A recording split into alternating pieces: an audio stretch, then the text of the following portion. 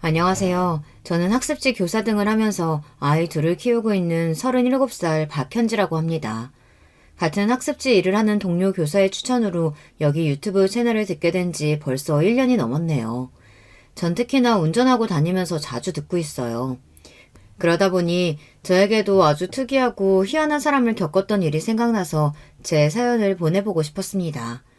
저는 평범한 사람이지만 제 사연은 평범치만은 않으니 재미있게 들어주시면 감사하겠습니다. 제가 태어나 자란 곳은 부모님 두 분의 위로 오빠가 하나 있는 평범한 집입니다. 아버지는 원래 야채 첨가물 도매업 장사를 오래 하셨는데요. 16년 전에 장사를 접으시고 지금까지 택시 운전을 하고 계세요. 어머니는 일평생 집안에서 살림만 하며 우리 남매를 키워주셨고요. 우리 집이 부유하지는 않지만 먹고 사는데 지장은 없었습니다. 우리 남매 대학도 다 보내주시고 부모님 두 분 노후까지 준비되어 있으시니 이 정도면 감사한 일이죠. 저는 어려서부터 의협심이 강해 어려운 친구들을 도와주기를 잘했어요. 친정집에 학교 다닐 때 받은 선행상도 제법 많답니다. 저는 교사를 꿈꾸면서 아이들을 도와주는 선생님이 되고 싶었어요. 그리고 대학 전공도 사범대로 가서 졸업했죠. 하지만 졸업 후 도전한 중등 교원 임용시험에서 끝내 낙방하고 말았습니다. 그래도 교사 자격은 되니 처녀 때 사립중학교 기간제 교사를 한 적이 있는데요. 가르치는 과목이 사회 역사이다 보니 주요 교과목이 아니라 이후 학원 강사를 하는 것도 여의치 않았습니다. 하지만 아이들을 가르치는 일을 좋아하는 성격 탓인지 어찌어찌 지금까지 학습지 교사와 초등학교 방과 후 수업 교사의 일을 하고 살고 있네요. 제 일을 하면서 여러 가정 환경의 아이들과 엄마들을 만나고 그들의 힘든 고충을 상담하는 일도 자주 했어요. 제가 워낙 다른 사람의 이야기를 잘 경청해주는 편이다 보니 마치 전문 상담사처럼 그분들은 저를 의지하고 사정을 털어놓고 또 제가 할 수 있는 한 도와주게 되었지요. 저는 그렇게 어려운 사람들을 돕는 일이 천직인 모양입니다. 그런 저도 한 남자를 만나서 연애를 하게 되었네요. 대학을 다니면서 같은 과 친구의 선배 친구로 지금의 남편을 처음 만나게 되었는데요. 대학 때에는 여럿이 같이 자주 어울려 노는 오빠 정도의 사이였다가 제가 졸업하고 나서 우리는 정식으로 사귀게 되었죠. 제가 중등 임용시험 준비를 하는 동안 용돈도 주고 맛있는 것도 사주면서 저를 많이 도와준 남편에게 저도 어느샌가 의지하고 마음을 열게 되었어요. 남편은 일반 회사를 다니는 회사원이었고 다정하고 세심하게 주변을 잘 챙기는 남자였어요. 그리고 저와 사귀면서 우리 집에도 몇 번이나 놀러와서 넉살 좋게 밥도 얻어먹고 부모님과 술 한잔도 기울이는 사이가 되었어요. 그러다 보니 우리 집 부모님과 오빠까지 남자친구를 이미 심서방이라고 부르며 우리 집 식구처럼 대해주셨어요. 그렇지만 참 이상한 일이었어요. 그렇게 우리 집 식구처럼 드나들며 1년을 넘게 사귀다 보면 한 번씩 자기 집이나 식구들 이야기를 하곤 하잖아요. 그런데 이상하게 우리 남편은 자기 집에 대한 이야기를 한 번도 저에게 하지 않았어요. 연애를 하던 어느 날 저랑 극장에서 영화를 보다 나오는 길에 갑자기 전화를 받았습니다. 평소 다정다감한 남자가 핸드폰에 뜨는 수신자가 자기 아버지인 걸 확인하고 나서 바로 인상을 찌푸리고 아주 말투가 쌀쌀맞고 짜증이 나는 투로 돌변해 전화를 받더군요. 그도 그럴 것이 남편 얘기로는 아버지가 자기가 원하는 일은 들어줄 때까지 하루에도 12번씩 전화해 똑같은 이야기를 한다는 것입니다. 아버지, 제가 몇 번을 말씀드려요. 그날은 회사 교육 잡혀 있어서 대구까지 모셔다 드리지 못한다고요. 그래서 언제 온다고? 결혼식은 토요일 1시다. 고집 쓰신다고 될 일 아니니까 그만하세요. 대구까지 가는데 3시간은 넘을 테니까 아침 9시에 출발하는 걸로 알겠다. 글쎄, 저 못 간다니까요. 이렇게 같은 이야기로 두 사람은 날카롭게 실랑이를 벌였어요.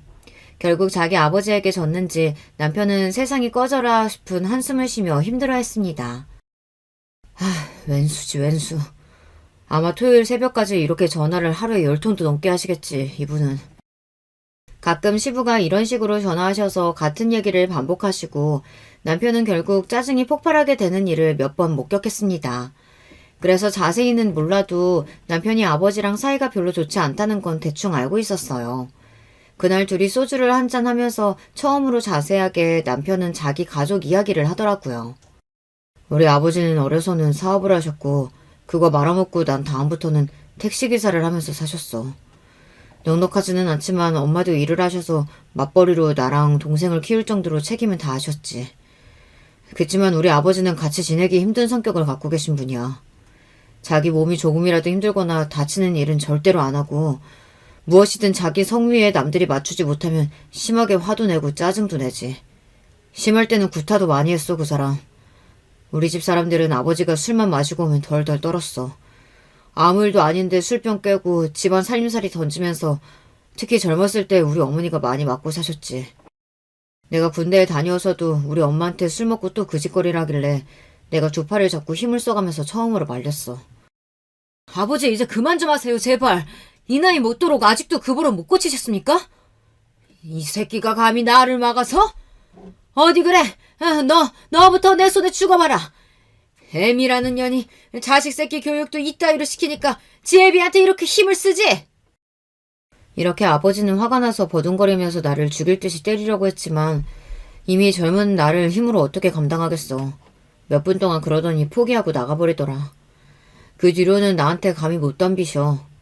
아버지는 그렇게 나가고 나서 아직 어리고 대들지 못하는 내 동생을 잡아다가 분풀이로 엄청 때리시더래. 원래 아주 비열한 사람이야, 아버지는. 강하고 힘이 센 자, 부와 명예가 있는 사람들한테는 한마디도 찍소리 못하고 세상 선량한 척하지. 그런데 자기에게 어쩌지 못하는 약한 사람들, 그 당시에는 어린 나와 동생, 엄마, 이런 가족들을 자기 기분 안 좋은 날이면 화풀이 대상으로 삼는 거야. 그래서 어렸을 때 우리 아버지 피해서 엄마랑 이모집에 며칠씩 숨어 있었던 적도 있어. 집에 경찰도 몇 번 왔었고. 그런 기억들 때문에 난 아버지에 대한 감정이 지금까지 좋지 않아. 그리고 취직하는 대로 우리 집에서 나와서 혼자 살았어. 우리 엄마도 그런 아빠와 이혼하고 싶으셨겠지. 그런데 그 사람이 엄마한테 늘 협박하는 게 자기 버리고 이혼하면 네 아들들 죽일지도 모른다고 그렇게 협박을 하니 엄마는 참고 사실 수밖에 없는 거야. 이제 나이 들어서는 젊을 때만큼 폭력을 드러내놓고 심하게 하지는 않아서 그나마 같이 사시는 거지. 그래서 나는 핏줄이기 때문에 연민은 느끼지만 절대 아버지를 부양하거나 함께 살 생각은 추호도 없어. 현재 너와 앞으로 결혼을 생각하고 있어서 내 치부와 같은 부끄러운 가족 이야기를 하기로 마음먹은 거야. 이런 나를 이해하고 결혼까지 생각해 줄 수 있겠니? 그날 남편은 저에게 이렇게 청혼 같지 않은 청혼을 하게 된 거예요. 그래서 저는 남편의 이야기를 듣고 나서 기분이 묘했어요. 내가 사랑하는 남자에게서 청혼을 받은 것은 분명 기뻐해야 할 일인데 이렇게 생각지 못한 가정사를 가진 남자다 보니 왠지 마음이 복잡했죠. 저는 집에 돌아와서 엄마와 이야기를 했어요. 엄마, 나 사실 오늘 남자친구한테 청혼 받았었다. 그래? 동현이가 너한테 드디어 청혼했구나? 그래서 어떻게 청혼했는데? 그게 좀 복잡해요. 동일 씨는 결혼해서 우리끼리만 잘 살겠다는 의지가 강해. 왜냐하면 자기 아버지랑 사이가 안 좋거든. 아니, 동현이가 그럴 친구가 아닌데 왜?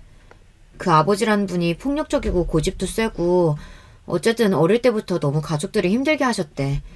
지금이야 나이도 들고 자기 맘 같지 않으니 눈치 보시기는 하는데 그런 시아버지가 있다고 하니까 좀 두려운 게 사실이야. 동현 씨를 봐서는 그런 아버지 밑에서 자랐다고 느껴지지 않는데 말이에요.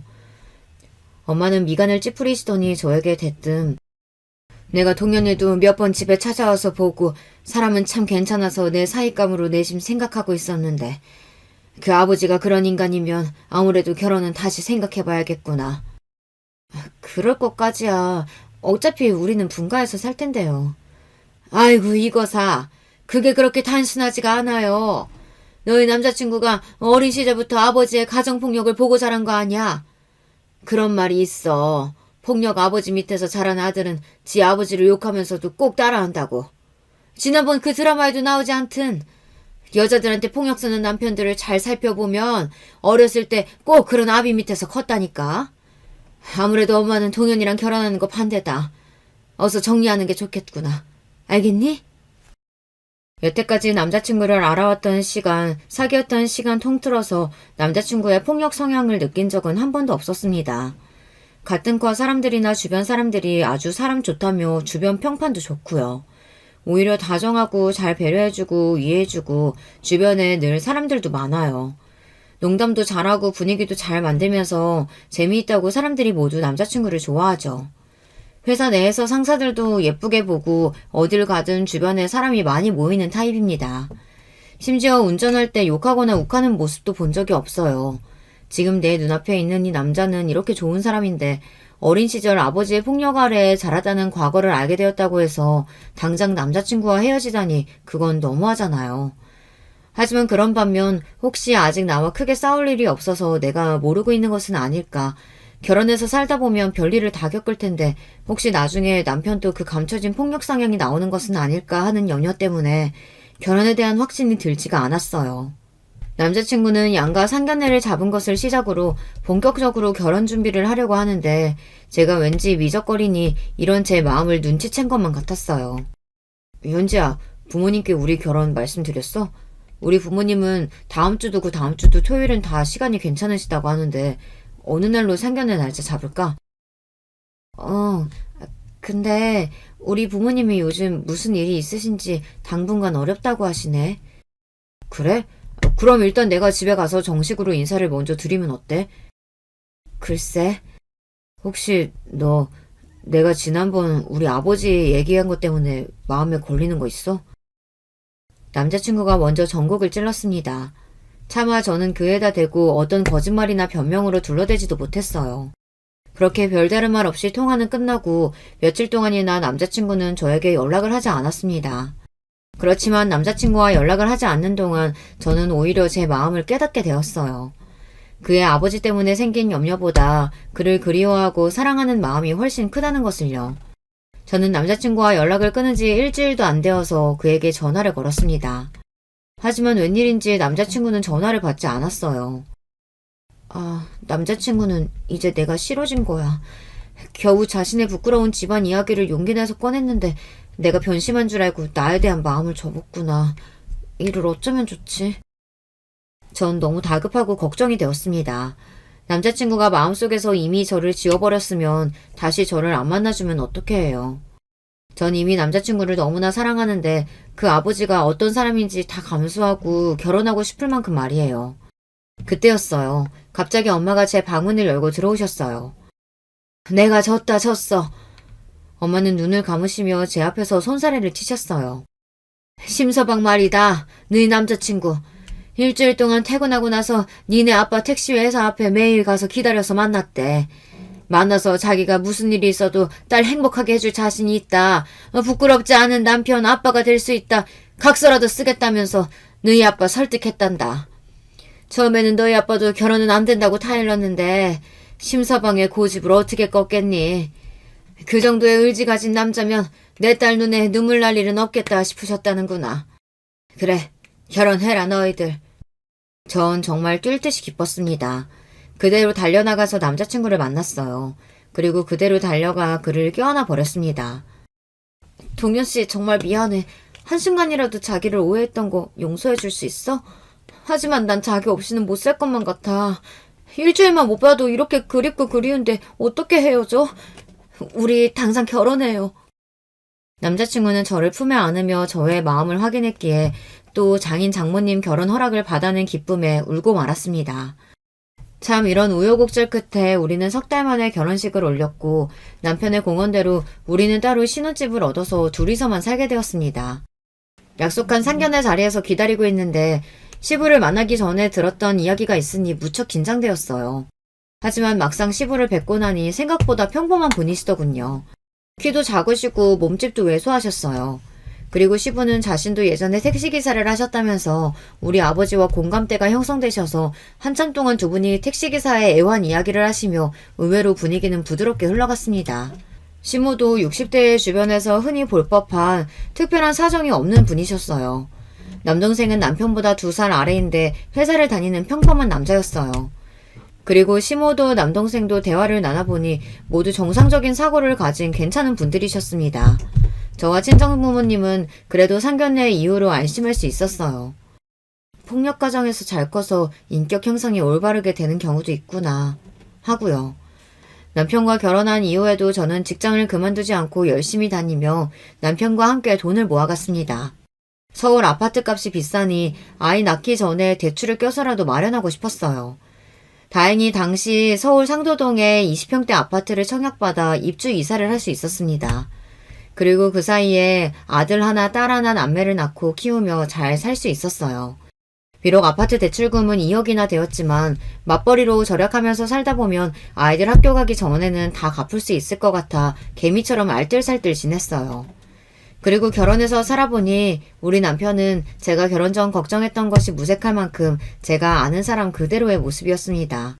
다정하고 자상하면서 저와 아이들을 살뜰히 챙기는 좋은 가장이자 아빠였어요. 남편에게서 폭력적인 모습은 눈꽃만큼도 찾아볼 수 없었습니다. 또한 우리 부부가 시댁에 가는 일은 1년에 몇 번 안 되었어요. 구정과 추석, 그리고 제사 한 번, 어버이날, 아버님, 어머님 생신, 이런 날은 시댁을 찾아뵈었고 그 외에 자주 가는 일은 없이 지냈죠. 사실 결혼 초반 시모와 약간의 기싸움은 있었어요. 시모는 저에게 일주일에 2번은 전화를 했으면 하셨고 한 달에 한 번씩은 시부모님을 모시고 외식을 시켜주기를 원하셨죠. 용돈도 아버님, 어머님께 각각 50만 원씩 달라고 하셨어요. 하지만 이러한 시모의 요구에 남편은 해결사처럼 나서서 중간에서 잘 중재해 주었습니다. 우리 엄마도 시어머니니까 바라시는 게 있겠지만 우리가 해드릴 건 해드리고 못할 건 못하겠다고 분명히 해두는 게 좋아. 저에게 이렇게 말한 남편은 자신의 어머님과 이야기를 해서 조정을 했습니다. 그래서 조정한 내용은 일주일에 한 번 전화는 아들이 직접 하기로 했고 명절과 뭔가 뜻깊은 날에만 모시고 외식을 한다고 했습니다. 용돈은 두 분 합쳐서 50만 원만 드리기로 했고요. 아들 말에는 아무 소리 못하고 이렇게 하기로 정하셨지만 며느리인 저한테는 그 이후에 몇 번 다른 요구도 하셨죠. 그렇지만 저도 그렇게 녹록한 여자만은 아니었거든요. 어머님, 제가 맞벌이하는 여잔데 그렇게 자주 뵙는 것은 현실적으로 어려울 것 같아요. 제가 어떻게 회사를 그만두게 되면 어머님께서 저희 생활비 보태주실 건가요? 우리 아기들도 시댁에서 어머님께서 봐주실 거예요? 그럼 그렇게 해드리고요. 이렇게 딱 잘라서 말씀드리니 그 뒤로는 별다른 요구를 하지 않으셨습니다. 그런데 시어머니이신데 제가 따로 용돈도 드리고 선물도 해가며 잘해드리기는 했죠. 가장 걱정했던 시부는 사실 저와 교류할 일이 별로 없었습니다. 일단 제가 시부에 대해 경계를 했기에 시부와 둘이서 지내는 일도 없었고요. 뭐 말씀을 거시거나 해도 전 칼같이 자르고 피했어요. 시부는 눈치가 좋으신 분 같았습니다. 제가 호락호락해 보이지 않으니 그분도 저를 대면대면하게 가까이 하지 않으셨어요. 물론 용돈이나 비싼 양주 등의 요구는 가끔 하셨지만 저보다는 남편에게 하는 것 같아서 다행이었죠. 뭐 그럭저럭 그렇게 저는 시댁과 적당히 풀면서 아이 둘을 키우고 결혼 생활을 해오고 있습니다. 제가 시댁에 들어온 지 몇 년 뒤에 서방님도 결혼할 예정이라고 하셨어요. 3년간 서방님과 같은 직장에서 격리로 근무하던 아가씨와 연애를 했고 소속감과 유대감 때문인지 연애를 시작하자마자 비교적 빠르게 결혼 얘기가 오고 갔습니다. 남편과 서방님은 힘든 어린 시절을 같이 겪어온 동료애 같은 것이 있어서인지 다른 형제들보다 더 끈끈하고 서로를 위하는 사이였어요. 그래서 남편은 서방님이 연애한 아가씨를 따로 만난 적도 있는 것 같았습니다. 전 궁금한 나머지 집에 들어온 남편에게 결혼할 아가씨가 어때 보이냐고 물어봤죠. 그냥 착하고 평범한 아가씨야. 나이도 28살인가 어리고 참 착하고 참해 보이더라고. 시댁에 시누이가 없어서 분란이 적었는데 동서가 잘못 들어오면 또 집안 분위기가 어떻게 될지 모르잖아요. 그래서 저는 시댁에 들어올 동서가 어떤 사람인지 참 궁금했습니다. 서방님은 저보다 1살 어렸는데 결혼한 뒤 저와 누나처럼 잘 따르며 서로 친하게 지냈기 때문에 결혼 전에 시댁보다 먼저 우리 집에 동서를 인사시키러 왔습니다. 그렇게 처음 동서를 만났어요. 요새 젊은 아가씨답지 않게 사람이 차분하고 딱 보기에도 참 순하고 착해 보인다 싶었죠. 게다가 나이가 28살이면 요즘 같아서는 대학교를 졸업하고 취업 준비하다 보면 대개의 경우가 사회 초년생의 나이죠. 하지만 동서는 고등학교를 졸업하고 나서 취직한 탓에 이미 서방님네 회사도 6년이나 다녔대요. 동서는 사회 경험이 많았고 할머니가 21살 때 돌아가신 뒤로는 혼자서 자기 자신을 책임지고 살아왔으니 나이에 비해 어른스러워 보였어요. 알고 보니 동서는 고아와 다름없이 자랐더군요. 동서의 부모님은 동서가 아기 때 이미 이혼해서 아버지가 자기 부모에게 동서를 맡기고 나가서 몇 년에 한 번씩 찾아오곤 했대요. 그마저도 동서가 고등학생일 무렵에 아버지에 대한 소식이 끊겨버렸고요.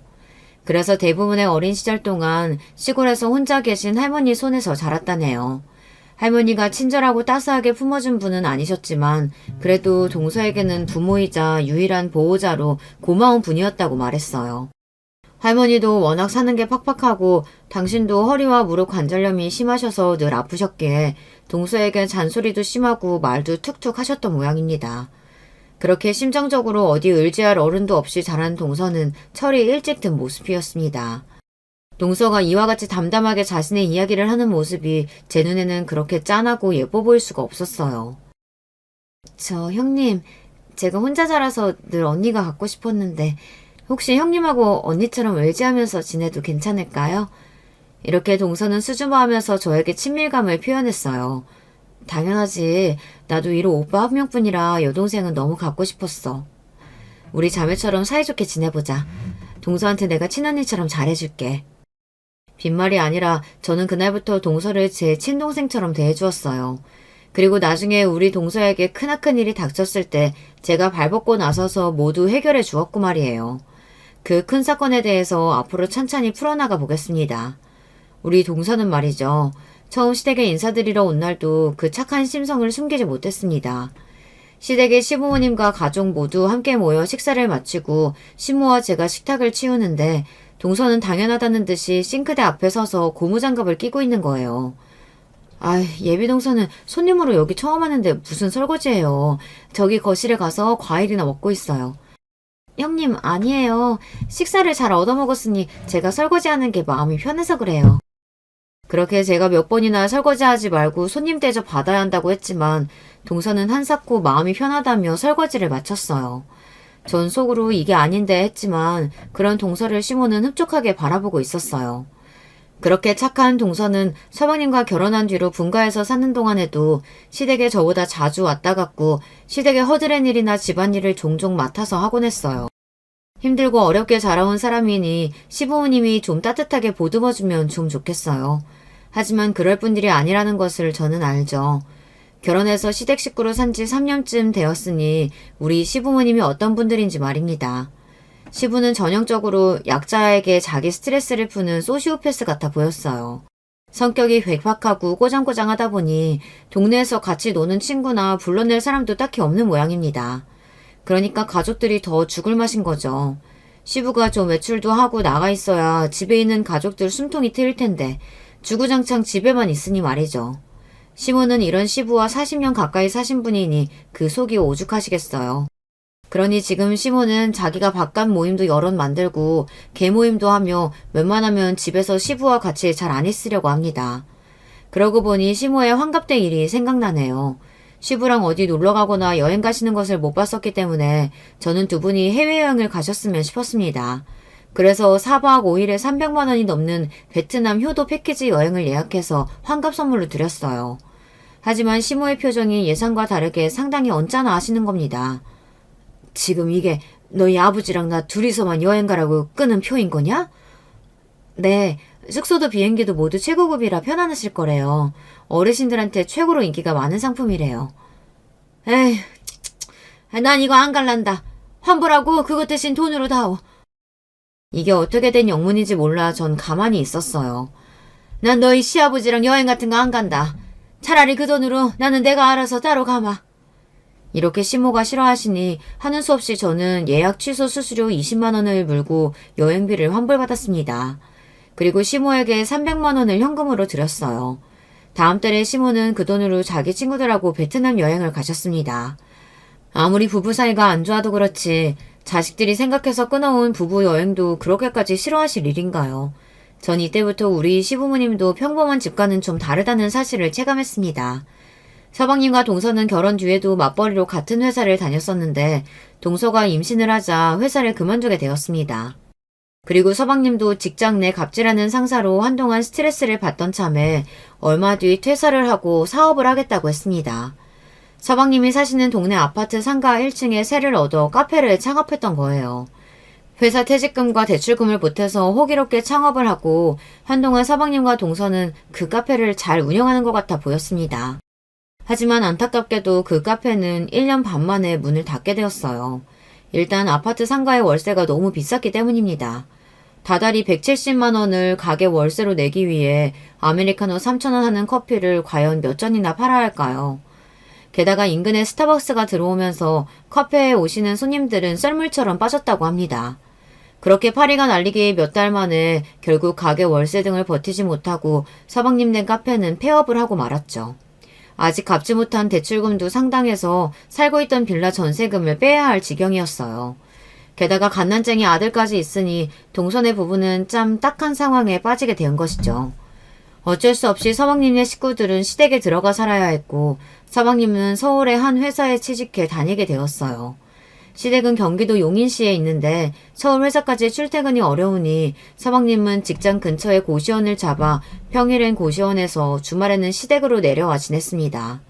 그리고 갓난쟁이를 키워야 하는 동서는 홀로 시댁에서 살아야 했어요. 동서가 들어오기 전에 시모는 밥 때만 잠깐 들어와서 시부 밥을 챙기고 또 나가는 하루를 보냈었대요. 만약 시모가 밥을 제 시간에 안 주거나 밤찬이 마음에 안 들면 시부는 또 눈이 돌아가서 시모를 달달 볶았는데 동서가 그래도 집에서 시부 점심을 챙겨주게 되니 시모는 자유를 얻은 것이에요. 게다가 착한 동서는 시댁 집안일까지 도맡아 하니 시모는 동서 덕에 정말 날개를 달고 바깥을 돌아다니며 재미나게 사신다고 들었습니다. 시모는 아침 먹고 나가서 주위가 컴컴해진 시간에야 집에 들어왔대요. 그렇다 보니 집에는 시부와 동서 그리고 아기 이렇게 셋이서 지내는 날이 많았던 겁니다. 동서는 분가에서 살 때는 미처 몰랐다고 합니다. 시부가 이렇게까지 사람을 힘들게 하는 분인지 말이에요. 시부는 자기 기분이 나쁜 날이면 있는 대로 고함을 지르고 동서에게 욕까지 하더랍니다. 그리고 음식 타박은 어찌나 하고 자기 입에 맞는 생선 요리나 김치 2가지 이상이 식탁에 없으면 숟가락을 던졌대는 거예요. 심하면 정말 밥상을 뒤엎었대요. 갓난아기를 키우기도 바쁜 동서는 시부까지 모시고 사는 이중고에 이를 악물고 참아가며 1년을 넘게 살아왔던 거예요. 그래서 보증금 3천만 원이라도 모으면 남편과 시댁에서 나가 살 수 있으니 그때까지만 참겠다는 마음으로 버텼던 동서는 어느 날 목소리가 잔뜩 신이 나서 저에게 전화를 했습니다. 형님, 요즘에요. 우리 뒷마당에 어떤 새끼 고양이가 한 번씩 들어와서 놀다가 내가 다가가면 도망가고 했거든요. 그런데 고양이 밥이랑 물그릇 넣고 며칠 동안 하니까 얘가 이제 저를 주인처럼 보는 거예요. 그리고 며칠 전에 비가 억수로 오는 날에 텃밭 작업할 때 쓰던 우비를 뭉쳐놓은 곳 사이로 그 고양이가 그 속에서 나가지 않고 지내더라고요. 비 맞아서 오들거리면서도 그 우비 근처를 떠나지 않고 저를 보고 애처롭게 우는데 그 신세가 마치 나 같은 거 있죠. 나도 너처럼 오갈 데 없어서 이 집에 의지하고 사는구나. 그런 마음에 전 고양이한테 정도 들어버려서 몰래 키우고 있었어요. 우비 속에서 한참 있었으니 이름도 우비라고 지어주었고요. 우비는 다른 가족들이 오면 모습을 감추고 제가 나타나면 야옹하면서 울면서 반기고 숨어있는 그 모습에서 모습을 드러내는 거예요. 정말 너무 귀여운 고양이 우비랑 저는 정이 깊게 들어버렸어요. 합가에서 무서운 시부랑 살면서 힘들 때면 하루에도 몇 번씩 뒷마당에 나가서 우비랑 놀면서 그 시름을 잠시나마 잊을 수 있었어요. 동서는 그렇게 우비라는 새끼 고양이를 가족들 몰래 키우면서 삶의 작은 즐거움을 느끼고 있었습니다. 하지만 동서의 은밀한 행복은 오래가지 못했어요. 어느 날 시부는 뒷마당에서 우비와 놀고 있는 동서를 보고 고함을 쳤다는 겁니다. 어쩐지 요즘은 고양이 새끼 우는 소리 때문에 내가 낮잠에서 자꾸 깬다 했더니 내 집에서 이런 지저분한 동물을 키워? 너 지금 제정신이냐? 당장 저 고양이 내쫓아! 제 발로 집에 찾아온 동물은 이유가 있어서 온 거라 절대 함부로 내치면 안 된다는 옛말을 할머니한테 들으면서 자랐어요, 아버님. 이 고양이가 집안에 넝쿨째 굴러온 복덩이거나 혹은 집안의 우환을 막아주는 앵마기가 될 수도 있대요. 제가 아버님 불편하시지 않게 고양이 잘 관리해서 보살필게요. 제발 집 마당에서 키울 수 있게 부탁드립니다. 탐탁지 않아 하시는 시부를 뒤로하고 불쌍한 며느리 소원이라는데 한번 들어주자며 시모는 그 고양이를 키우는 것을 허락해 주었습니다. 우리 순수한 동서는 그렇게 우비 고양이를 애지중지 키웠습니다. 고양이는 원래 경계심이 많은 동물이라 사람들에게 곁을 주지 않는다고 들었는데 우비는 착하고 순수한 동서를 그렇게나 따르고 애교를 피웠다고 합니다. 하지만 우비와 동서에게 날벼락이 일어나고 말았어요. 어디서 낮술을 마셨는지 벌겋게 취해서 들어온 시부는 뒷마당에서 우비를 발로 차고 곡괭이로 내리칠 듯 위협을 하고 있는 거예요. 우연히 그 장면을 목격한 동서는 허둥지둥 달려가서 그런 시부를 막아섰습니다. 제가 자식같이 정주고 키우는 고양이에요. 아버님, 동물한테 이러시면 정말 천벌받아요. 제발 그만해주세요. 고양이를 보호하려고 껴안고 있는 동서를 보며 시부는 눈에 흰자위를 드러내며 이렇게 말했습니다. 그래? 그런 말이다. 너 저 고양이 대신 네가 맞을래? 나 지금 누구 하나 두둑에 패야 기분이 개운해질 것 같은데 말이야. 그럴 거냐? 그렇게 막말을 하고 웃는 시부를 보고 동서는 머리부터 발끝까지 소름이 끼쳤다고 합니다.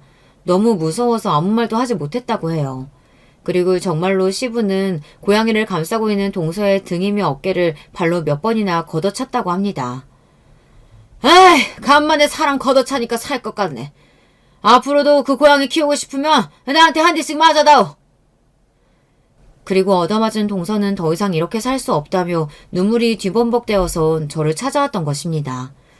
엉망인 모습으로 갑자기 저를 찾아온 동서를 보고 너무 놀라서 무슨 일 있냐고 물어보니 오늘 있었던 일을 설명해 준 것입니다. 형님, 저 매일 시부한테 당하고 살아요. 그래도 그동안은 물건을 집어던지거나 소리 지르는 수준이었는데 이렇게 맞으면서 어떻게 시부랑 같이 살겠어요. 대성통곡하는 동서를 보고 저까지 동서에게 너무 미안해졌습니다. 그동안 이런 것까지 당하면서 살았는데 어느 가족 하나 동서를 구해주지 않았으니 말입니다. 내가 동서 구해줄게. 걱정하지 마. 일단 시댁집에 CCTV부터 설치하자. 그리고 동서는 서방님과 시모의 도움을 구해야 돼. 집에 다른 가족 없는 것도 아닌데 왜 동서만 이렇게 당하느냐 말이야. 동서는 얼굴에 눈물을 닦으며 말했어요. 시부는 정말 악독하고 교묘한 사람이에요. 자기 수틀리면 시모나 내 남편한테까지 소리를 지르고 화풀이를 해요. 하지만 시모는 바깥에 일이 있다면서 나가버리고 내 남편은 돈 벌러 회사를 가잖아요. 그러니까 시부는 끝까지 자기 마음대로 그 사람들한테는 하지 못하는 거예요. 그런데 나는 힘도 없고 집에만 있어야 하니까. 그러니까 가족들이 나가고 나면 저한테 본색을 드러내는 거예요. 저 요즘은 이렇게 개패드 때리기까지 하니까 정말 더 이상은 못 참겠어요. 아니 그래도 그렇지. 동서가 이런 일을 당하고 있다고 도움을 청해야지. 사방님은 뭐래? 자세히는 말 못했는데 남편도 대충 눈치는 채고 있어요. 자기도 어릴 때 그렇게 아버지한테 맞았다며 자기도 알고 있겠죠. 근데 하던 사업이 망해서 우리 나가서 살 집도 없으니 어쩌지도 못하는 거예요. 그러다가 시부가 한 번씩 우리 남편한테 뭐라고 하는 줄 알아요? 동철아, 너희 할아버지가 유산으로 남겨준 과수원 알지? 그거 요즘 신도시 개발된다는 얘기가 조금씩 있더라. 개발만 돼봐라. 그 땅이 얼마가 될지. 나는 말이다. 장남이고 뭐고 우리 모시고 사는 둘째 너를 믿는 거 알지? 네가 어떻게 하는지 달려있다. 그 과수원 땅이 누구한테 유산으로 갈지 말이야. 남편도 저도 한푼이 아쉬운 사람들이에요. 그러니 시부나 시모한테 별소리 못하고 참고 살아야 하지 않겠어요? 나중에 그 유산이라도 잘 받으려면요. 그러니까 남편은 자꾸 저한테 조금만 기다려달라고 자기 아버지 불쌍한 사람이라고 생각하며 그렇게 그냥 참아주길 바라는 거예요. 그래야 가정의 평화가 유지된다고. 아버지 유산으로 좋은 아파트 사서 나가서 살자고. 저 그렇게 2년 동안 참고 살았어요. 형님이 보시기에는 저만 참고 살면 다 잘 되는 걸까요? 동서, 바보 같은 소리 하지 마. 시부는 동서가 참고 살아주니까 지금 그렇게 더 멋대로 하는 거라고. 서방님한테 강하게 나가자. 당장 시댁서 나가 살지 않으면 이혼할 거라고 말이야. 그때 저는 동서의 팔뚝에서 멍자국을 보았습니다. 그리고 동서의 옷을 걷어서 상처와 멍자국이 한두 군데가 아님을 확인했습니다.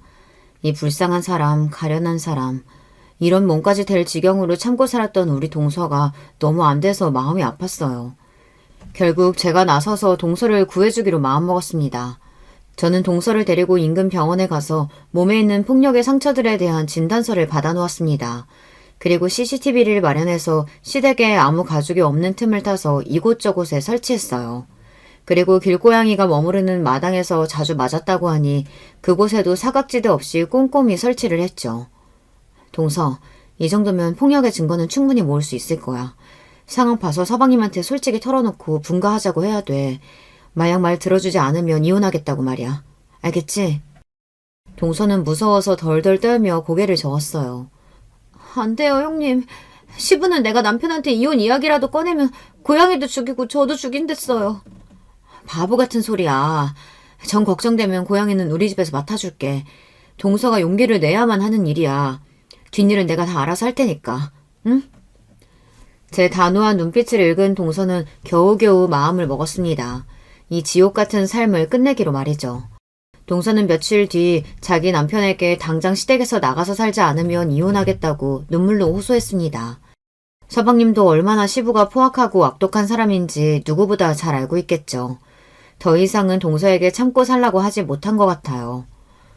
아버지, 아직도 옛날 버를 버리지 못하셨나 봐요. 얼마 전에 이 사람한테 손찌검까지 하셨다면서요. 요즘 누가 아빠 같은 사람을 참고 같이 살아주겠어요. 저는 아버지와 아내를 같은 집에 둘 수 없으니 이제 나가서 살겠습니다. 뭐라고? 이 벼락 맞을 놈 같은 이라고? 너희들 갈 곳 없을 때 이 집 기어들어와서 살겠다 해서 거둬줬더니만 이제 먹고 살만해지니까 네 늙은 애비는 버리겠다 이거냐? 내가 아직 과수원 땅도 있어. 그 유산 못 받아도 괜찮은 거야? 나한테 이런 취급할 수 없다. 무슨 말씀이세요? 아버지가 우리 아내를 구박하고 구타까지 해서 같이 못 살겠다는 거 아닙니까? 누가 아버지가 늙었다고 내쳐요? 아직도 저렇게 노인네 힘이 팔팔해서 우리를 괴롭히는구만. 그깟 유산 때문에 저도 더 이상은 아내한테 참아달라고 말 못해요. 오죽하면 그 착한 사람이 이혼하겠다고 나오겠어요. 뭐시? 이혼? 그년이 그러지? 네. 아버지한테 당하고 사는 게 너무 힘들다고요. 계속 아버지랑 살면 이혼하겠다고 했어요. 시부는 화가 머리끝까지 치밀어 올라 급히 마당으로 나갔다고 합니다. 아마도 그 고양이한테 화풀이를 하던 인질로 삼고 서방님네가 못 나가게 하던 그럴 요량이었겠지만 그 뜻대로는 되지 않았습니다. 이무 고양이는 우리 집에서 데려와 맡아두고 있었거든요. 어디 갔어? 그 썩어 빠질 고양이 새끼! 어디 가느냐 말이야! 서방님은 후일 우리 집에 와서 이날의 일을 이야기하며 말했습니다. 늙고 나서 그 성질이 잠잠하길래 아버지가 좀 변한 줄 알았는데 아니었어. 그 사람 본성은 어디 안 갔어. 그날 아버지는 내가 기억하는 악마같이 때리고 괴롭히던 그 모습 그대로였다고. 그리고 며칠 뒤 서방님과 동서는 서울에 월세방을 얻어서 시댁에서 이사를 나갔습니다. 시모는 울면서 아들 내외를 붙잡았다고 합니다. 야야, 너희들이 들어와서 그래도 난 좀 살만해졌는데 난 이제 어떡하냐. 저 인간 하나도 안 변했어. 하나도. 그냥 눈치다 보면서 몰래 그 성질 풀고 있었지. 난 더 이상은 남편이랑 못 살겠다. 내가 남은 여생은 편하게 살아야지 않겠니? 니는 나갈 거면 나도 데려가라. 나만 두고 가지 말어. 어머님, 너무하세요. 그동안 아버님이 저한테 한지 다 알고 계셨죠? 아니, 다 알면서 저를 욕바지처럼 방패로 쓰고 계셨던 거잖아요. 전 어머님은 그래도 좋은 분이라고 생각했는데 제가 아버님한테 대신 당하고 사니까 못 나가게 잘해주신 거잖아요. 정말 그러면 안 되는 거잖아요. 어머님이 어른인데 당해봤던 여자로서 저를 구해주셨어야죠. 막아주셨어야죠. 모르는 소리 마라. 난 수십 년을 맞고 살아왔어. 고작 2년 당한 걸로 내 앞에서 어디? 시모도 참 불쌍한 사람이지만은 그래도 동서에게 할 말이 없을 텐데 참 어른답지 못했습니다. 결국 시댁에서는 시부만의 문제가 아니었어요. 다 똑같았습니다. 자기만 피해자라고 주장하며 시모도 결국 시부와 한통속으로 동서를 방패막이로 삼았으니 말이에요. 하지만 저는 시모와 같이 하지 않을 것입니다. 시부는 죗값을 받아야 하니까요. 제 대학 동창 중에 로스쿨로 가서 변호사로 개업한 친구가 있어서 찾아갔습니다. 동서가 당한 일을 상담하면서 시부가 어떻게 죗값 치를 방법이 없겠느냐고 물었죠. 당연히 벌 받아야지. 다만 중요한 건 가족 내에서 또는 친인척들끼리의 가정폭력은 피해자들이 마음을 강하게 먹어야 돼. 대부분 고소했다가 나중에는 마음이 약해져서 합의 보거나 고소를 취하거든. 알았어. 내가 가족들을 잘 선택시켜 볼게. 그리고 나 사실 증거 갖고 있어. 시부가 그동안 동서를 폭행해온 증거 말이야. 저는 변호사 친구에게 시댁에서 촬영해온 CCTV 영상이 담긴 메모리 카드와 병원에서 발급받은 폭행 진단서를 내밀었습니다. 친구는 얼굴이 밝아져서 그것들이 아주 중요한 증거로 쓰일 수 있다고 했어요. 그러고 나서 동서를 피해자로 해서 시부를 폭행범으로 경찰서에 신고했습니다. 물론 과거의 폭행 사실까지 모두 더해져 피해자는 시모, 남편, 서방님까지 온 가족이 함께 고소를 한 셈이죠. 시부는 경찰관에게 돼지처럼 끌려갔습니다. 이 망할 년놈들아! 니들 애비가 네 남편이야! 나를 경찰서에 쳐넣는다고? 나와서 내가 니들 다 죽일 거야! 곡괭이로 다! 70이 다 된 노인이지만 이렇게 버티고 악을 쏟으니 건장한 경찰 2명도 쩔쩔매며 겨우 시부를 경찰서로 연행해 간 것입니다. 그렇게 시부를 경찰서에 보내고 나서야 시댁에는 평화가 찾아왔어요. 하지만 재판이 끝나서 형량이 결정되기 전에 시부는 언제든 감호소에서 풀려나올 수 있었습니다. 그래서 변호사인 친구는 시부가 가족들 반경 내에 접근을 금지하는 접근 금지 명령 가처분을 신청해 주었습니다. 이렇게 동서도 시모도 모든 가족들이 시부의 위협에서 벗어나서 안전하게 살 수 있으리라 생각했습니다. 하지만 우리나라 법은 처벌이 미약하기만 하고 접근 금지 명령도 아무 효력이 없었습니다. 시부는 판결이 확정되기 전에 풀려나와 시댁집으로 찾아와서 시모를 위협했다고 합니다. 그리고 서방님네 이사간 주소를 알아내고는 곡괭이를 들고 서방님네 집 현관에서 동서에게 당장 나오라며 위협을 가한 거예요. 미래가 없이 바다까지 가게 된 시부에겐 접근 금지 명령이고 뭐고 그냥 무시하고 살해하겠다고 찾아갔으니 말이에요. 동서는 두려움에 떨며 경찰에 신고하고 서방님과 저에게도 연락을 했습니다. 연락을 받고 찾아가서 우리는 경찰들이 시부를 잡아갈 때까지 진정시켜야 했습니다. 당장 고소 취하하지 못해? 나를 감옥에 쳐놓고 너희들이 멀쩡히 살 수 있을 거라고 생각해? 안 됩니다. 아버님 같은 분은 사회에서 격리돼서 살아야 돼요. 우린 고소 취하 못해요. 뭐? 이 곡괭이로 널 쳐버릴 수도 있다. 내 가수원 땅도 아직 있다고! 절 곡괭이로 치시면 아버님 형량은 배로 늘어나겠죠. 그러고 하고 싶으면 그렇게 하세요. 과수원 땅 같은 거 필요 없으니까 우리 가족에게서 떨어져 살라고요. 이렇게 단호하게 나오는 절 보던 시부는 갑자기 움찔하면서 뒷걸음을 쳤습니다. 그동안 자기 가족들에게 통했지만 저에게는 그딴 협박은 통하지 않았으니까요. 그리고 시부 같은 소시오패스는 오히려 자기 협박이나 위협이 통하지 않으면 본인 자신이 불안함을 느끼게 되어 있습니다. 결국 시부의 난동은 경찰관들이 와서 진압되었고 시부는 재판에서 형량 5년을 받고 감옥에 수감이 되었습니다. 40년의 세월 동안 고통받은 가족들에게 너무 부족한 형량이었지만 일단 그래도 시부가 감옥에 가 있으니 우리는 비로소 안심할 수 있었습니다. 물론 그래도 불안했던지 시모는 오랫동안 살았던 집을 처분하고 어디 다른 곳에 방을 얻어 나가셨습니다. 그리고 남편 말로는 그렇게 시부가 협박하던 과수원 땅 같은 건 사실 없었다고 합니다. 할아버지가 물려주신 땅이 있긴 했는데 그건 종친의 소유라서 아버지는 아무 권리가 없는 것이었어. 아마 자기도 알고 자식들한테 협박용으로 이용만 한 거겠지. 이 얘기를 들은 서방님은 탄식을 하고 후회했습니다. 내가 그동안 멍청했어.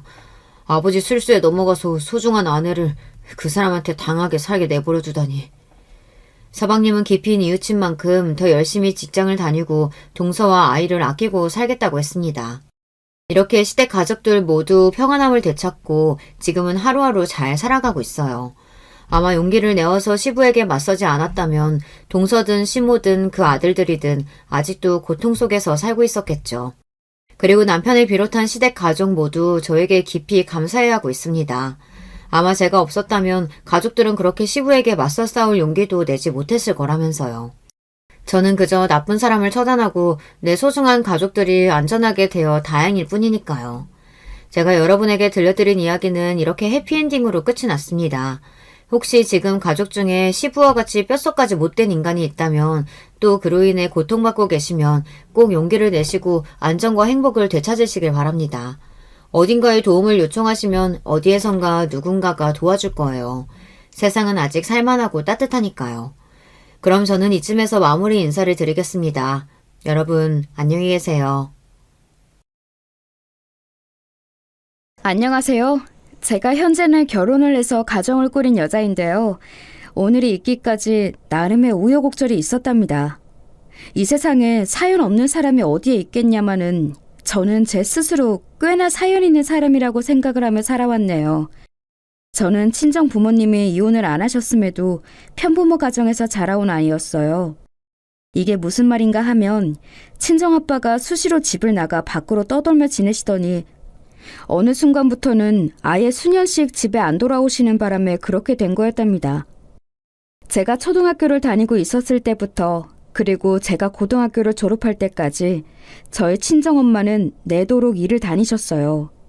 고된 식당 일과 사무실 청소 업무를 함께 병행해 가시면서 당신의 건강과 체력을 모두 걸고 자식들을 위해 돈을 버셨죠. 원래 경제적으로 여유도 없었고 남동생의 건강이 안 좋았기 때문에 병원비까지 나가느라 친정엄마의 허리는 펴질 새가 없었던 것이지요. 저는 이따금씩 뻔뻔하게 등장하시는 친정아빠가 은은하게 술 냄새를 풍기시며 듣기 싫은 소리를 하실 때마다 분노로 속이 울렁거렸습니다. 어이 신영선이 우리 딸내미 못난 엄마하고 살려니까는 아주 죽을 맛이지. 내가 그 심정 알지. 그걸 내가 아주 잘 아니까 이러고 살지. 아빠, 저희 여기로 이사 온 지 얼마 되지도 않았는데 집이 여긴 건 또 어떻게 알고 찾아오셨어요? 어쭈 그리? 그 사이 싹수가 아주 노래진 것 봐라. 이제 머리가 좀 컸다 이거야? 못난 엄마 성격을 닮아가는 모양이네. 신영선이 아빠가 새엄마 만들어줄까? 못난 진짜 엄마보다 훨씬 더 예쁘고 나이도 젊어서 피부도 고운 새엄마. 어때? 얘기만 들어도 좋지? 솔깃하지? 아니요. 전혀 솔깃하지 않고 관심도 없어요.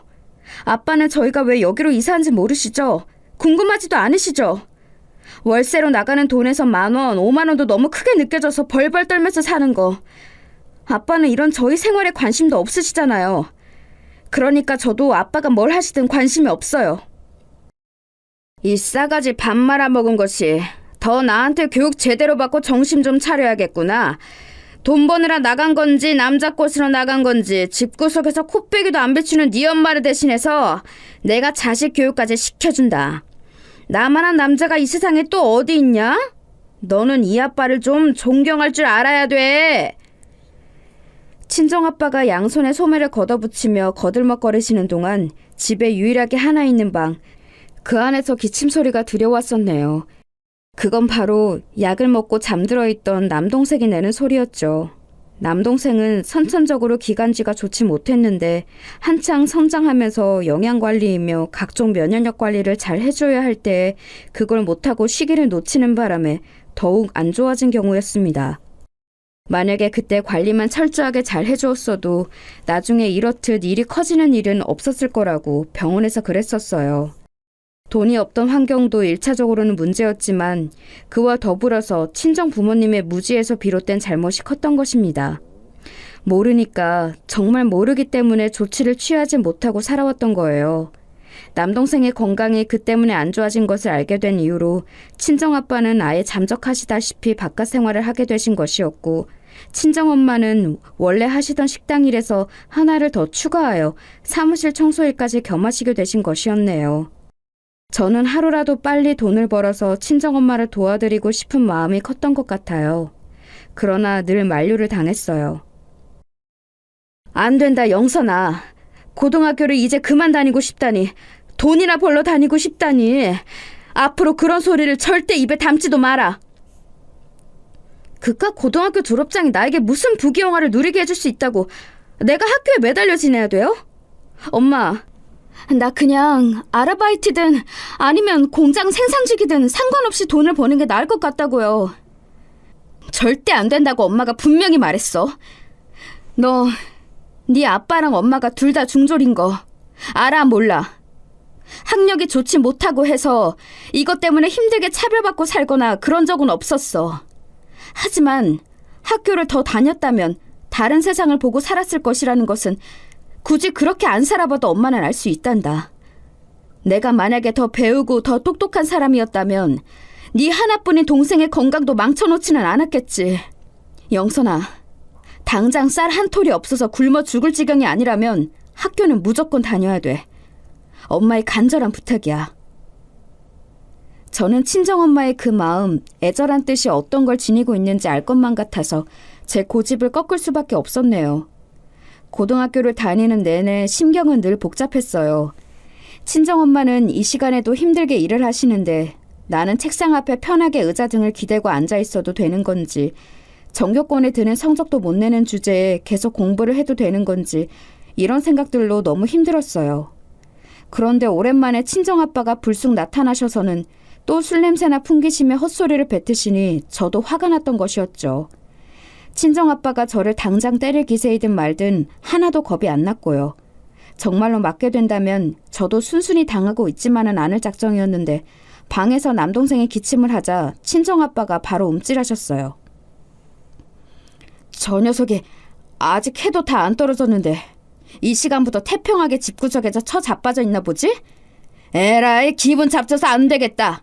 이런 판국에 못난 네 엄마 면상까지 보면 정말 속이 뒤틀릴 것 같으니까 그냥 가버리련다. 잘 먹고 잘 살아라 이것들아. 바로 가주시는 건 좋은데요. 엄마하고 왜 이혼은 안 해주세요? 엄마는 이혼하고 싶어 하신다고요. 내가 왜 못난 네 엄마가 원하는 대로 들어줘야 하냐?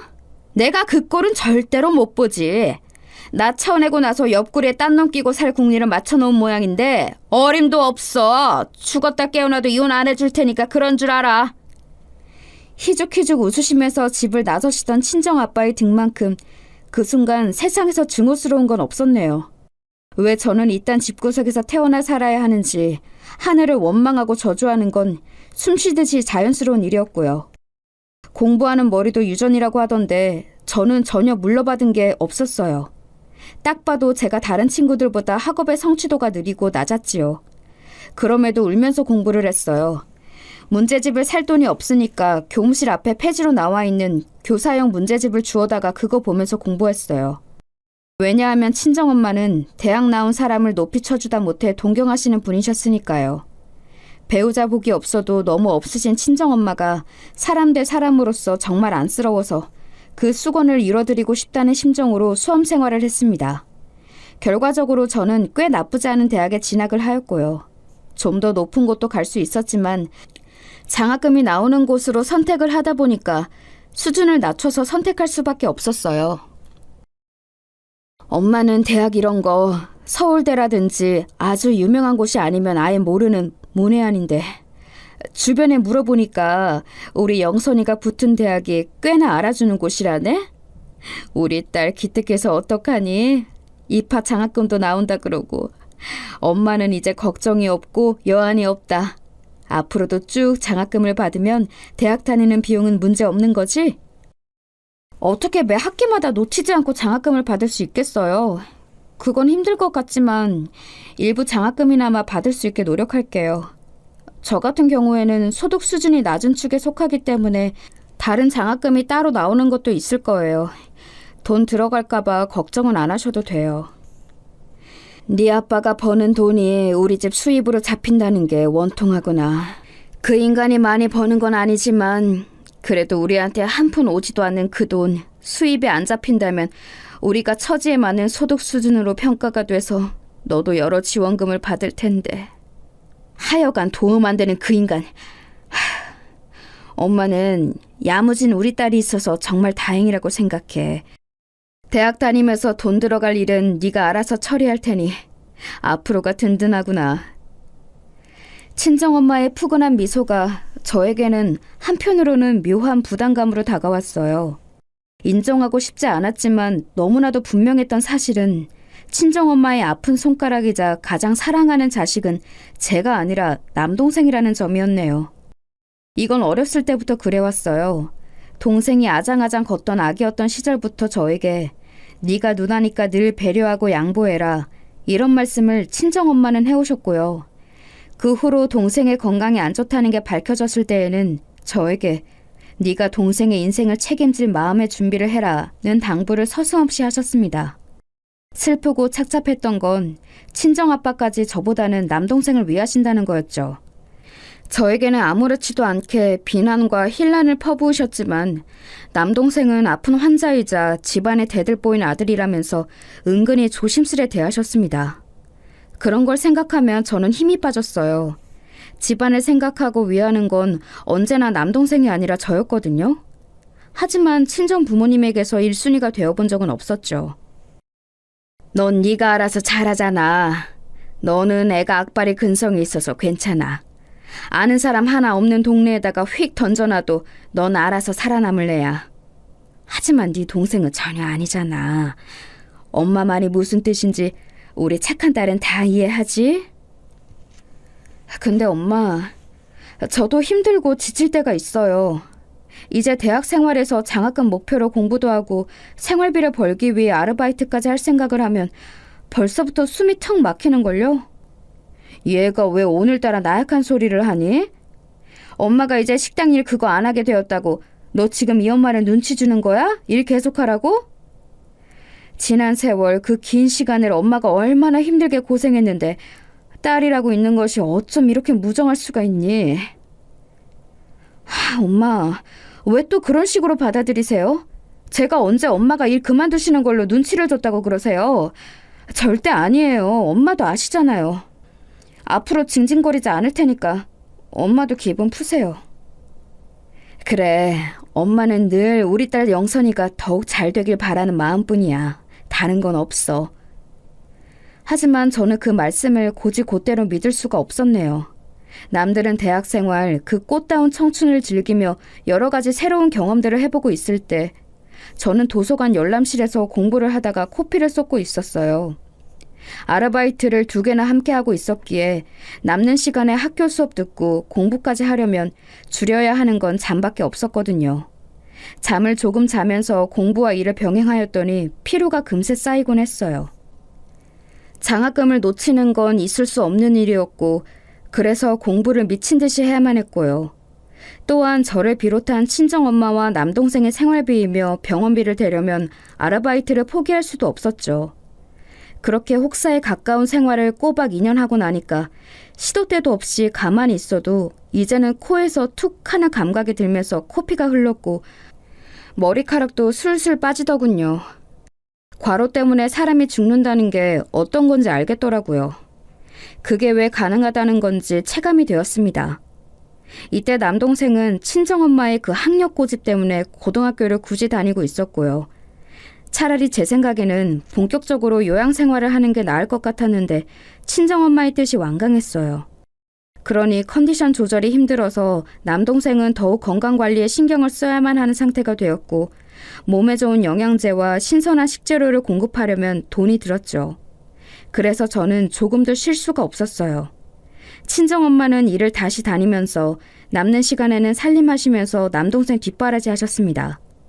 그런데 어느 날 제가 파김치가 되어서 집으로 돌아왔는데 저를 보면서 이렇게 말씀하시더라고요. 우리 딸 영선이 왔어? 오늘도 고생 많았네. 많이 힘들겠다. 아, 엄마 아직 안 자고 있었어요? 힘든 거야 뭐 맨날 똑같은데 요즘은 부쩍 지쳐서 자주 쉬고 싶다는 생각이 들긴 하네요. 그치만 네가 원래 고등학교도 그만두고 하려던 게 돈 버는 일이었잖니.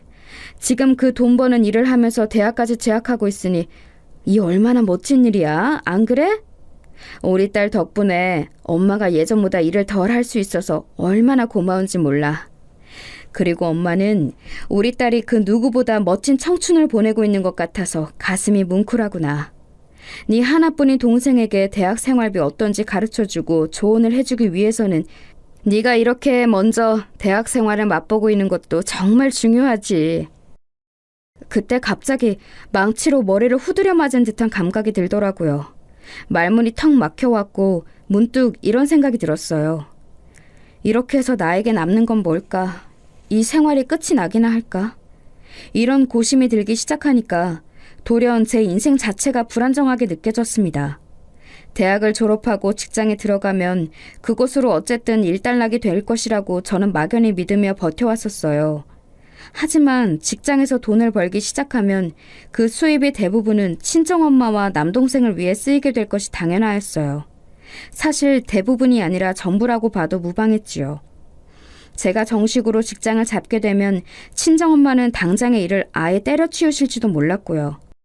가족을 위해 헌신적으로 희생하는 삶, 이것에서 스스로 도망치고 싶은 건가 싶어서 무척 좌괴감이 들었습니다. 가족을 내팽개치고 나몰라라 밖으로만 돌면서 살아오신 친정아빠를 제가 닮은 건가 싶은 비하까지 하게 되면서 너무나도 괴로웠죠. 솔직히 지금에 와서 그때의 심정을 토론하자면 당시에 체력이 한계까지 몰려 있었고 정신도 무너지기 일보 직전이었으나 만약에 친정엄마가 남동생보다 저를 아끼고 저의 공로를 최고로 높이 사주었다면 저는 어떻게 해서든지 버텼을 거예요. 저는 완전하지 못한 가정의 울타리를 어렸을 때부터 고치고 싶어 했던 아이였으며 부모의 사랑을 독차지하는 게 소망이었고 남동생의 존경을 받는 누나가 되고 싶어 했어요. 저라고 해서 악바리 정신으로 공부에 아르바이트까지 하고 싶었을까요? 저도 한 번쯤은 정말 고민 없이 걱정 하나 없이 편하게 지내고 싶었어요. 하지만 집에서 지원이 일절 안 되는 걸 아니까 늘 무리를 해왔던 것이죠. 고생하시며 살아온 친정엄마를 돕고 싶은 마음이 컸고요. 저의 타고난 기질 자체가 그랬던 것 같네요. 가족들을 위해 어쩔 수 없이 헌신하는 길을 선택하게 되는 것이요. 인정받고 사랑받고 그래서 안정적인 일상을 누리면서 사는 게 제가 늘 원하는 거였나 봐요. 그것이 저라는 사람의 진짜 바람이었어요. 사회적인 성공이나 성취는 우선된 적이 한 번도 없었죠. 그런데 인생이라는 것을 이렇게 사는 게 맞는 걸까 하는 궁극적인 질문이 제 안에 들어왔습니다. 아르바이트를 하다가 너무 피곤해서 현기증까지 일으키고 집에 온 저였는데 대뜸 친정엄마가 너무나도 아무렇지 않게 그런 식으로 말씀을 해버리시니까 와, 미치겠더라고요. 진짜로 마음 복잡한 일은 그로부터 그리 오랜 시간이 지나지 않았을 때 벌어졌어요. 저는 대학교 사무실의 행정직원분의 감사한 소개에 따라서 사무 아르바이트를 하게 되었고요. 그 이전보다 수입을 조금 줄어들었지만 몸이 피곤한 게 많이 사라져서 숨통이 좀 트인 상황이었어요. 그러나 학교 시험 공부에 취직을 대비한 자격증 공부까지 병행하려면 여전히 코피 쏘는 강도의 일상이었고요. 이런 저를 안도하게 만든 게 하나 있었으니 남동생이 드디어 성인이 되는 해였기 때문입니다. 남동생은 대학에 진학하지 않았어요. 친정엄마는 전문대라도 가기를 원하셨는데 남동생이 워낙 공부머리가 없었고 본인의 의지도 부족해서 정말 머나먼 지방의 전문대가 아니면 도저히 들어갈 수 있는 성적이 안 나왔습니다. 그래서 어쩔 수 없이 대학을 안 가게 된 것이었는데요. 저는 이게 반가웠어요. 남동생이 작은 일이라도 하면서 본인 앞가림만 하게 되어도 그게 엄청난 변화였으니까요. 사람이 죽으라는 법은 없는지 남동생은 새로 처방받은 약이 몸에 잘 받아서 눈에 띄게 건강도 좋아지고 있는 상태였습니다. 여기까지만 보면 드디어 우리 집에 볕이 살짝이나마 들 날이 올 거라고 볼 수 있었겠지만요. 슬프게도 아주 심란한 상황이 벌어졌어요. 남동생이 웬 자기보다 한 살 많은 여자애하고 연애를 시작하더니 사고를 치고 만 것입니다. 너 그게 무슨 소리야? 결혼을 하겠다니? 아니 내가 지금 너무 피곤해서 헛소리를 들었나? 네 나이가 몇인데 결혼을 해? 너 지금 고작 20살이야.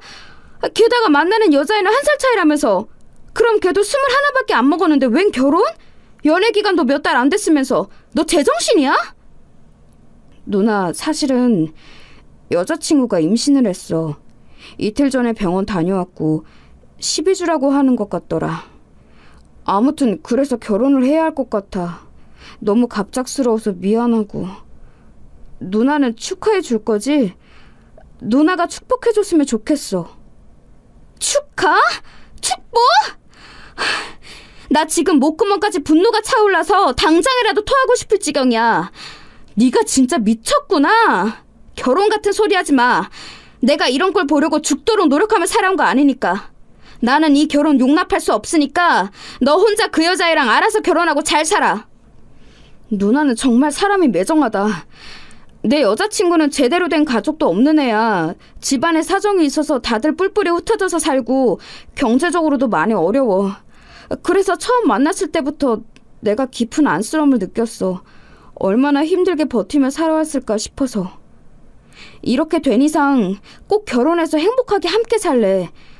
누나가 안 도와주면 나는 여자친구하고 결혼 못해. 돈도 없고 아무런 정보도 없어. 남동생이 손으로 자기 머리를 긁적거리면서 태평하게 말을 하는데 저는 그 앞에서 분노로 기절할 뻔했습니다. 사람이 결코 쉽게 기절을 안 한다는 게 애석할 지경이었네요.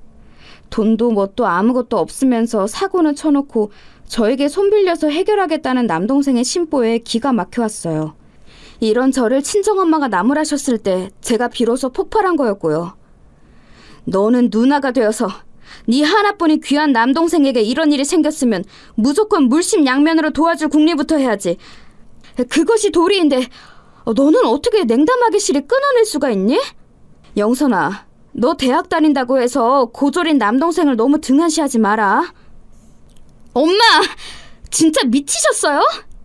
내가 지금 대학 다닌다고 고졸인 애를 무시하는 거라고 생각하세요? 농담이라고 그러지 마세요. 저는 그런 생각 추호도 한 적이 없으니까. 진짜 문제가 뭔지 알려들어요? 문제는 아들을 등신으로 키우신 엄마랑 또 그 엄마를 놓지 못하고 호구를 자청하며 살아온 저예요. 우리 이제 그만 문제 일으키면서 살아요, 네? 엄마 제발, 저 숨 막혀서 죽을 것 같다고요. 내가 언제 네 숨구멍을 막은 것도 아닌데 왜 숨 막혀 하니? 영선아, 엄마는 예전에 너보다 비교도 할 수 없을 만큼 힘들게 살아봤던 사람이야. 네가 이렇게 징징거리면 엄마는 어떻게 해야 할지 모르겠어. 친정엄마가 눈물을 글썽이셨는데 저는 그 앞에서 무릎을 꿇고 아예 오열을 했습니다. 억울하고 서럽고 분해서 막 미칠 것만 같았어요. 제가 그렇게 오열을 하자 친정엄마는 잠시 후 저를 달래주셨지만 금세 남동생 걱정을 하시더라고요. 어린 나이에 무거운 상황에 처한 남동생이 많이 신경 쓰이신 모양이었어요. 진짜 머리가 지끈거리는데 다음날 그렇다고 사무실 아르바이트 일을 빠질 수는 없어서 자리에 나가 앉아 있었습니다. 저는 어렸을 때부터 아파도 미련하리만치 티를 안 내던 아이였죠. 그날도 꿋꿋하게 버티고 있는데 문득 제자리에 비타민 음료가 하나 불쑥 놓여지는 거예요. 고개를 들어서 쳐다봤더니 오며 가며 본 적이 있던 다른 행정사무실의 남자 직원이 있더군요. 죄송해요. 졸고 계시는 줄 알고 못 보실 거라 생각해서 몰래 음료만 놓고 갈 생각이었는데 들켜버렸네요. 고개만 숙이고 있었던 거고 졸지는 않았어요. 그런데 이 음료는 왜 저를 주시는 거예요?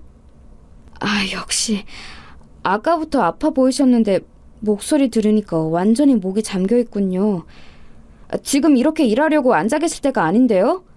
병원 안 가실 거라면 의무실이라도 가서 잠시 누우세요. 주변에는 제가 말을 해놓을 테니까요. 아니에요. 걱정해 주시는 건 좋은데 필요 없습니다. 별로 그렇게 아픈 것도 아니고요. 실례지만요, 신영선 씨. 지금 사무실을 둘러보세요. 하나도 안 바쁘잖아요. 잠깐 쉰다고 해서 아무런 일도 일어나지 않아요. 그렇게 버티고 있는 쪽이 오히려 미련한 것일 수도 있다고요. 성실하게 근무를 하는 것도 좋지만 조금 더 자기 자신의 몸 상태에 귀를 기울여 주시는 건 어떨까요? 정말로 너무 피곤하고 아파 보여서 드리는 조언이에요. 태어나서 그런 말을 들어본 건 처음이었어요. 너무나도 협소한 인간관계만을 맛보며 살아온 저였으니까요. 그 남자 직원의 손에 이끌려서 의무실로 가는 동안 머리가 하도 어지러워서 저는 조금만 더 버텼으면 기절했을 수도 있겠구나라는 짐작이 들어서 가슴을 쓸어내렸습니다. 이렇게 될 때까지 버틴 스스로가 정말로 미련한 것 같아서 좀 창피하더라고요. 의무실에 마련되어 있는 침대에 제가 눕고 나면 그 남자 직원분은 자리를 뜨실 줄 알았어요. 그래서 재빨리 누운 것도 있었거든요. 하지만 그분이 나가시키는커녕 되려 의자를 가져와서 옆에 앉으시는 것에 깜짝 놀랐습니다. 저기 죄송한데 안 나가세요? 도움 주신 건 감사하고요. 굳이 제 옆에 안 계셔 주셔도 될 것 같아요. 신영선 씨는 원래 그렇게 고슴도치처럼 가시를 세우고 살아요? 본인에게 호감이나 호의를 보이는 사람에게만큼은 좀 더 유순하게 대해주실 수는 없나요? 혹시 모르잖아요. 그런 걸로 본인의 인생이 바뀔 수도 있는 거예요.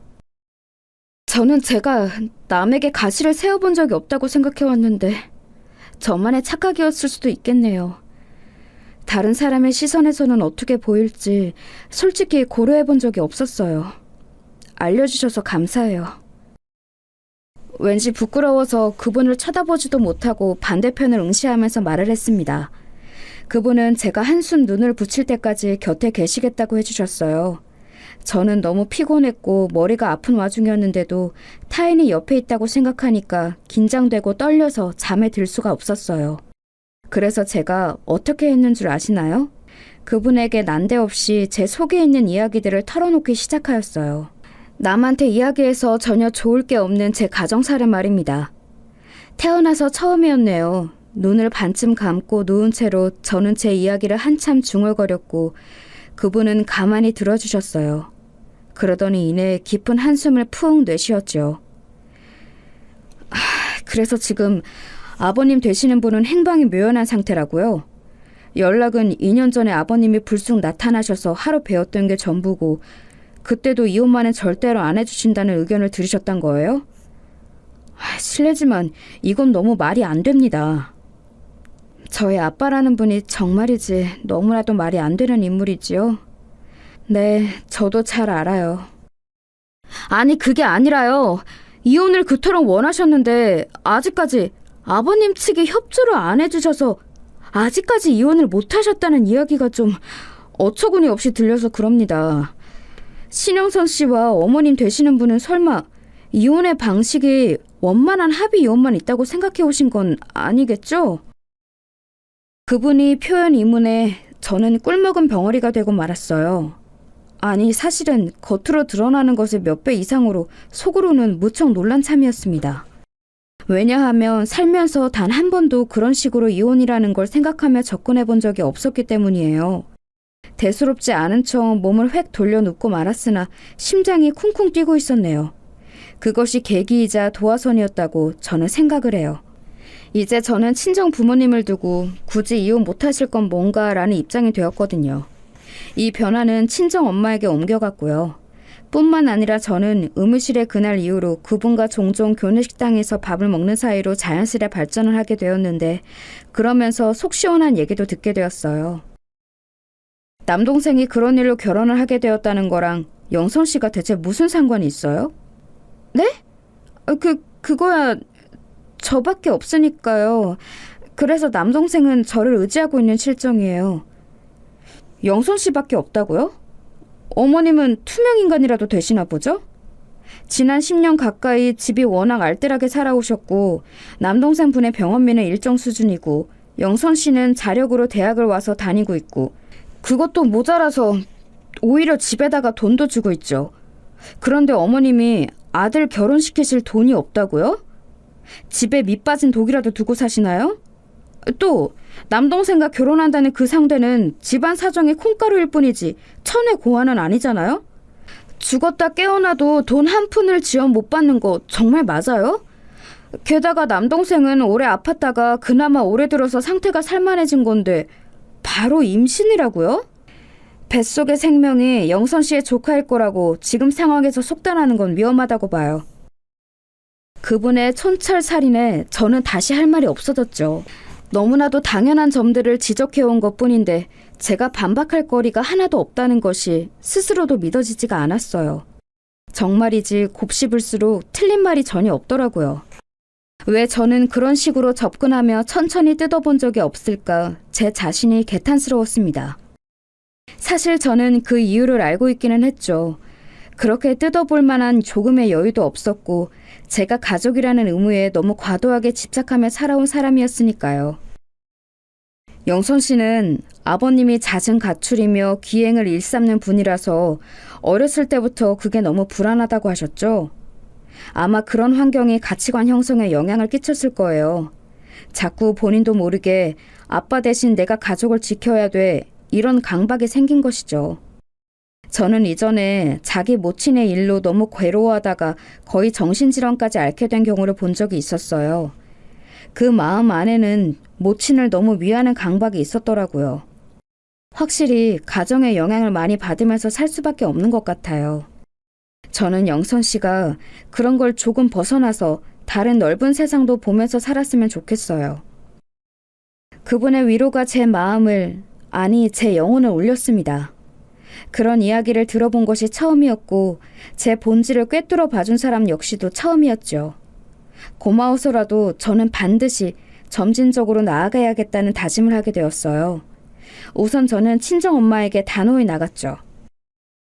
엄마, 저는 죽었다 깨어나도 내 남동생 결혼자금 대줄 돈 없어요. 그러니까 엄마가 알아서 하셔야 돼요. 그간 모아놓으신 비상금으로 아들 결혼시켜주세요. 그 비상금 제가 나중에 천천히 다 채워드릴 테니까요. 네가 나한테 비상금이 있다는 걸 알고 있었어? 전혀 그런 눈치가 아니었는데 너 대단하구나. 진짜였어요? 떠본 거였는데 진짜로 비상금이 그런 수준으로 있었다는 것이죠? 엄마, 정말 너무 서운하고 섭섭하네요. 그리고 제가 충고 하나 드리는데 굳이 빨리 그 둘을 결혼 안 시키는 게 나을 거예요. 제가 여지를 안 두고 말을 하는 것에 엄마는 물론이고 남동생마저 당황했어요. 저 자신을 가장 후순위로 두고 살았던 저는 이제 달라지고 있었으니까요. 친정엄마는 그로부터 몇 달 뒤 드디어 친정아빠와 이혼을 하셨어요. 이혼 소송이라는 것에 직면하자 친정아빠는 백기를 드셨죠. 남동생은 그 결혼을 결국 안 했어요. 알고 보니 그 여자한테 다른 남자가 또 있었더군요. 임신 날짜를 맞춰보니까 남동생이 아니라 다른 남자가 뱃속 아이의 친부 같았다나 뭐라나 하는 황당한 이야기를 언뜻 듣고는 두통을 알았습니다. 여전히 남동생이 우선인 친정엄마와 저는 점차 거리를 두기 시작했어요. 저 스스로를 위해서였죠. 그리고 저는 친정 부모님의 이혼, 그로부터 딱 5년이 지난 날짜에 결혼식을 올렸습니다. 저에게 뼈가 되고 살이 되는 조언을 해주었던 그분과 말이죠. 웃긴 건 정식 연애 기간은 딱 1년밖에 안 됐다는 사실이에요. 오빠 동생으로 인연을 이어가다가 뒤늦게 연인으로 발전했네요. 제 건강을 걱정해주고 저를 신경 써주고 제가 아프다는 소리에 한달음에 달려와준 남자를 사랑하지 않는 방법은 없었습니다. 소박하게 결혼해서 단란하게 살았어요. 그렇게 알콩달콩한 일상을 1년여 정도 함께 보내고 저는 제 남편과 영원한 작별을 고해야만 했어요. 어른들께 효도를 하겠답시고 평일에 연차를 내서 친척 어르신분들과 나들이를 갔던 남편이었어요. 회사 다니는 사람이 자기 휴가 하나 써가면서 시간을 들여서 친척 어르신분들을 위해 운전하고 다른 지역으로 놀러가는 거, 이거 절대 쉽지 않은 일이지요. 남편이 얼마나 이타적인 사람이었는가가 이런 부분에서도 드러나는 것 같았어요. 관광지를 다 돌고 나서 시원한 물소리를 들으려고 물길을 따라 다 함께 걸어갔다네요. 그때까지만 해도 아무도 몰랐을 거예요. 어떤 비극이 벌어질지. 남편의 눈에 계곡물에 빠져있는 어린아이 2명이 들어왔고 근처에는 보호자가 없는 상황이었다고 합니다. 그러자 남편은 조금의 망설임도 없이 물에 뛰어들었지요.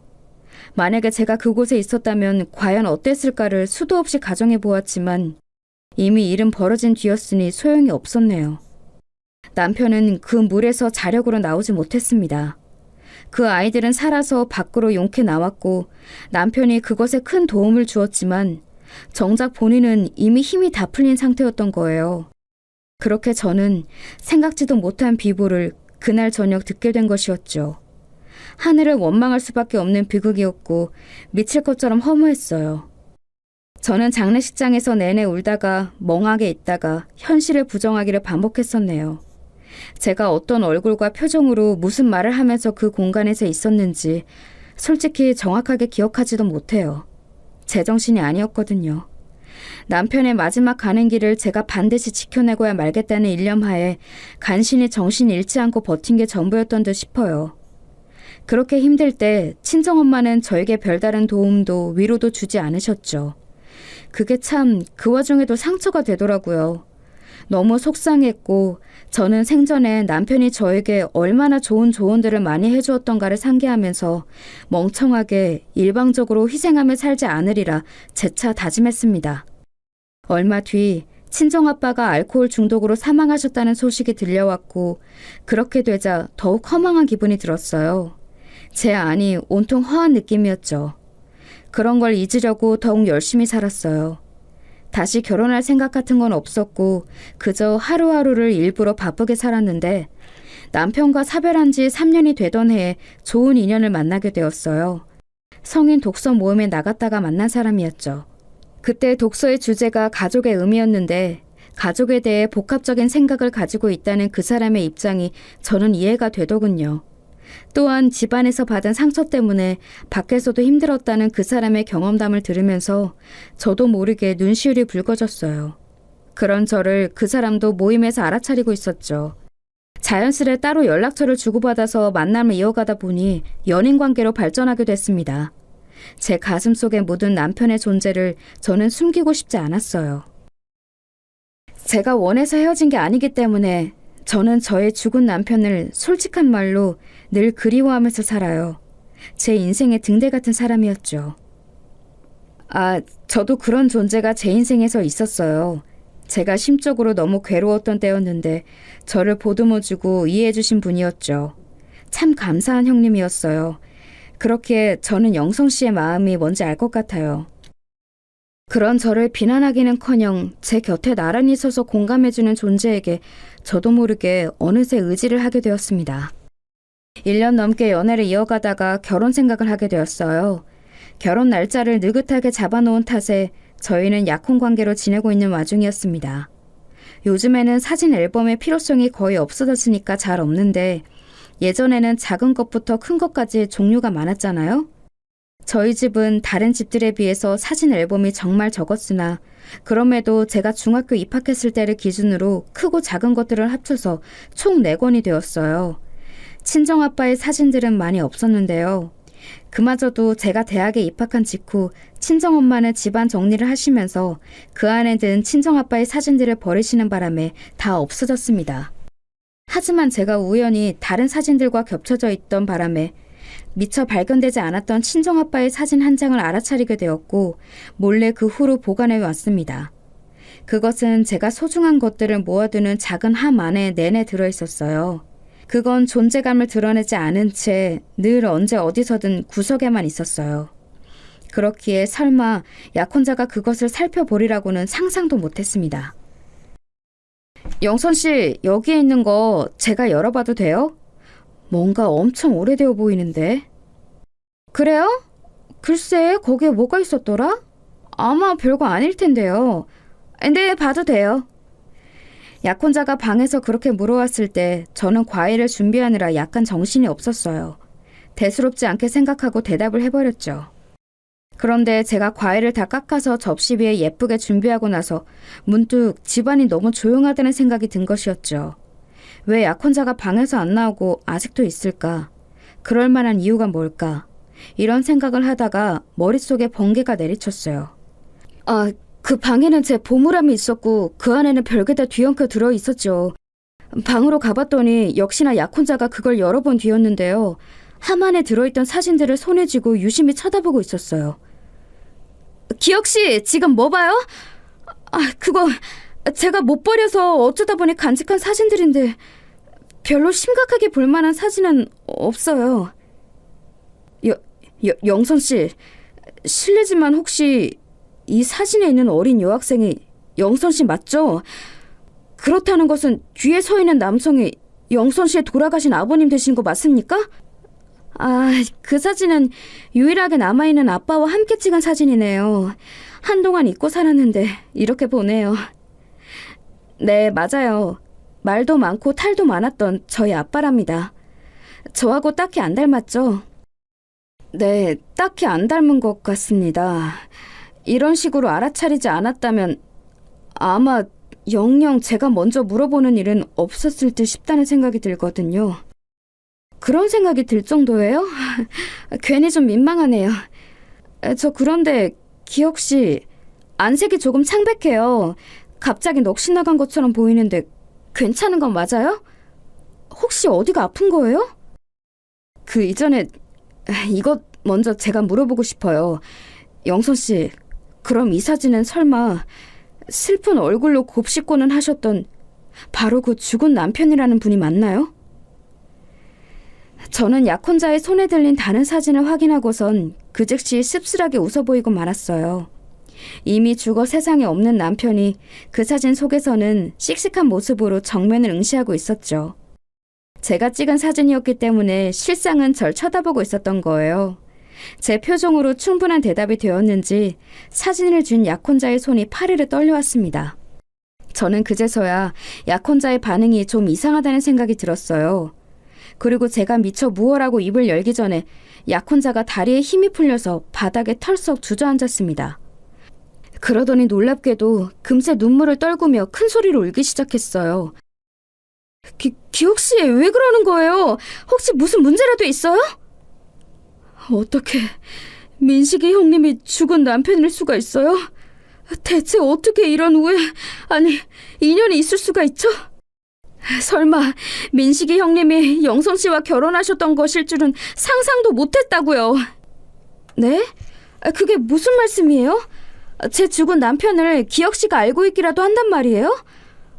그러고 보니 저는 그 사람 이름을 기혁 씨에게 알려준 적이 없는 것 같은데? 당연히 알고 있다 마다요. 영선 씨, 군대에서 적응하지 못하고 방황하면서 너무 괴로워하고 있을 때 저에게 따스한 관심과 도움을 준 존재가 있었다고 말씀드렸었죠. 저보다 반년이나 먼저 사회로 나가셨음에도 불구하고 끝까지 저를 신경 써주시면서 제 저녁 일에 맞춰서 저를 살펴보러 와주셨던 제 은인이 바로 민식이 형님이세요. 뭐라고요? 기혁 씨가 저에게 몇 번이나 언급했던 감사한 형님이라는 분이 제 죽은 남편이었다뇨? 사는 지역도 멀고 연락할 길도 없어서 막막한 상태로 세월이 흘러버렸다면서 기혁 씨가 아쉬워했던 모습이 선연한데 그 이야기의 주인공이 그 사람이었다니. 저는 학창 시절에 이미 심적으로 방황하며 지쳐있던 상태였기에 군대라는 폐쇄적인 상황에 놓이자 더 힘들어졌던 거였어요.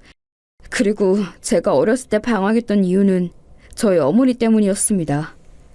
어머니는 일찍이 제 아버지와 사별을 하셨는데 그 이후에 어떤 새로운 인연을 만나셨어요. 저는 그분을 한동안 저희 새아버지를 인식하고 살았을 정도였죠. 얼핏 들었던 기억이 있어요. 기혁 씨가 집안일로 크게 상처를 받아서 후유증으로 힘들었다고. 맞아요.